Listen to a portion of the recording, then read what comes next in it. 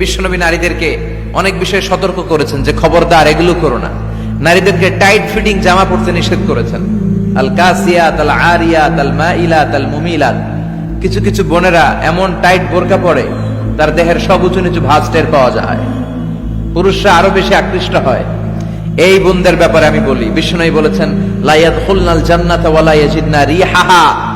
তারা জান্নাতে তো ঢুকবেই না, জান্নাতের ঘ্রাণও এদের নাকে লাগবে না। এখান থেকে জান্নাতে পৌঁছতে আরো 500 বছরের রাস্তা, এত দূরে থাকতেই জান্নাতের ঘ্রাণ আপনার নাকে এসে ধাক্কা দিবে, তারপর ওই নারীরা জান্নাতে ঢুকতে পারবে না। টাইট ফিটিং জামা আছে না নাই? এখন বোরকার মধ্যে অনেক ডিজাইন, ইদানি এদিকে কিছু ডিজাইন করে পরে, এদিকে করো না, এদিকে করো না, এদিকে করো না, 4টা গম্বুজ বানায় এই জায়গায়, আছে না নাই? এগুলো করে, তো এগুলো করলে তার পর্দার চেয়ে তার সৌন্দর্যের প্রকাশ আরো বেশি হয়ে যায়। এরপরে বিশ্বনবী নিষেধ করেছেন ঝাঁঝালো পারফিউম দিয়ে বেরোতে নিষেধ করেছেন। আমার বোনেরা, নিজেদেরকে ক্লিন রাখবেন, পরিচ্ছন্ন রাখবেন অলওয়েজ। আপনি গায়ে ডিওডোরেন্ট, দুর্গন্ধনাশক পারফিউম দিতে পারেন, তবে সেটা জামার ভেতরে, বাইরে যেন প্রকাশ না পায়। অনেক মহিলা সেজে গুজে বোরকাটা পরে বোরকার উপরে মারে 2টা, আছে না নাই? এই ঝাঁঝালো গন্ধ আশেপাশে যতগুলো পুরুষের নাকে যাবে আপনার প্রতি আকৃষ্ট হবে। বিশ্বনবী নারীদেরকে জানিয়াতের সাথে তুলনা করেছেন, বলেছেন এরা জিনাকারী, এরা পর্দাওয়ালী নয়, এরা বোরকা পরে বেরোলেও লাভ হবে না, এরা জিনাকারিনী। কারণ এরা এদের গায়ের ঝাঁঝালো পারফিউম সুগন্ধি দিয়ে পরপুরুষকে আকৃষ্ট করার চেষ্টা করেছে। এটা একেবারে নিষেধ, এটা করবেন না। তাহলে টাইট ফিটিং বোরকা পরবেন না, ঢিলে ঢালা পরবেন, পাতলা জামা পরবেন না যে জামা দিয়ে আপনার শরীর দেখা যায়। নাম্বার 3, ঝাঁঝালো কোনো পারফিউম গায়ের মধ্যে মাখবেন না। নাম্বার 4, বিষ্ণু বলেছেন খবরদার আলগা চুল লাগাবে না কোনো নারীরা। লাগায় অনেকে, জুরিতে এগুলা নাই। অনেক নারীর চুল হয়তো ছোট, সে আলগা চুল লাগায়া সুন্দরী সাজে, বিশ্ব সুন্দরী ঐশ্বরিয়া রায় হইতে চায়, আছে না নাই? না, আল্লাহ যেটা দিয়েছে ওটাতে আপনি সন্তুষ্ট থাকেন, আলগা চুল লাগাবেন না। এরপর বিষ্ণু ব্রু প্লাক করতে নিষেধ করছে। ব্রু প্লাক, ব্রু প্লাক আছে না? পার্লারে গেলে কিভাবে যেন এদিক দিয়ে ব্রু প্লাক করে একেবারে চিকন করে দেয় এই 2টা,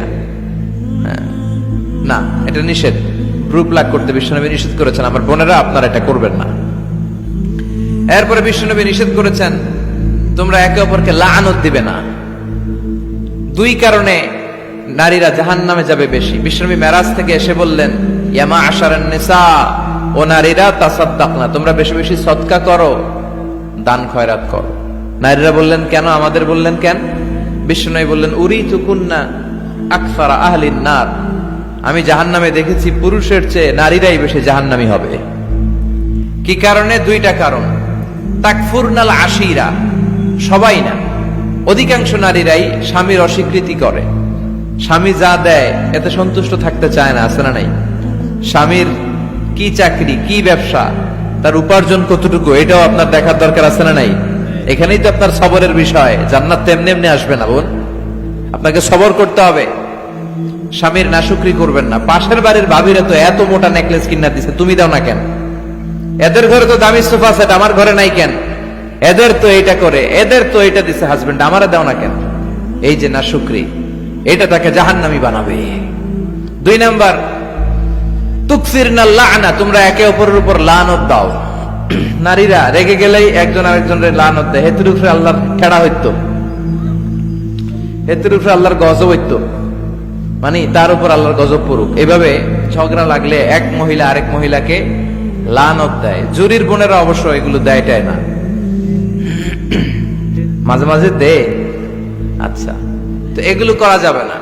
স্বামীর নাশুকরি করা যাবে না, এরপর লানত দেয়া যাবে না। এই যে বিশ্বনবী যেগুলো নিষেধ করলেন, এগুলো থেকে যদি আমরা বেঁচে থাকি, আর যে 4টা কাজের কথা বললেন, এগুলো যদি আমরা করি, তাহলে জান্নাতে যাওয়ার পথকে আমাদের জন্য সহজ করে দিবে কে?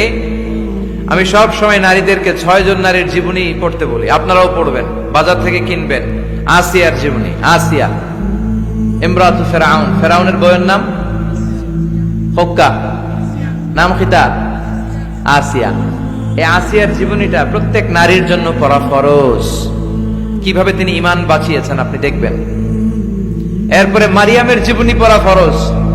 মারিয়াম আলাইহিস সালাম কিভাবে তিনি ইবাদতে মশগুল ছিলেন, 2 জন গেল। 3 নাম্বার, বিশ্বনবীর প্রথম স্ত্রী খাদিজা, আল কুবরা তাহেরা। পতি ভক্তি কারে বলে, স্বামী ভক্তি কাকে বলে, আপনি দেখতে পাবেন ওনার জীবনীতে।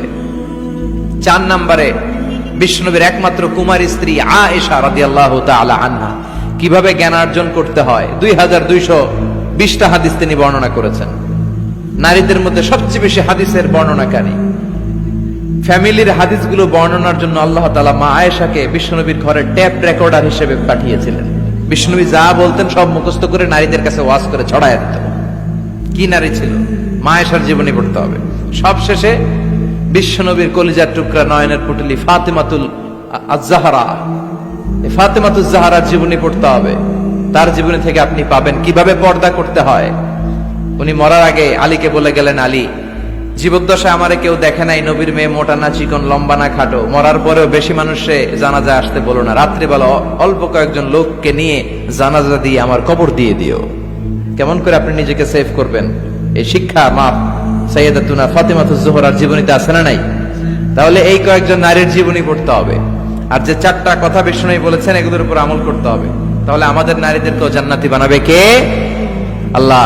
তুমি আমাদের মাদেরকে, বোনদেরকে, আমাদের নারীদেরকে তুমি খাদিজাতুল কুবরার মতো কবুল করো, আয়েশা সিদ্দিকার মতো মহিয়সী নারী হিসেবে কবুল করো, ফাতেমাতুজ জাহরার মতো এরকম পর্দানিশীল নারী হিসেবে কবুল করো।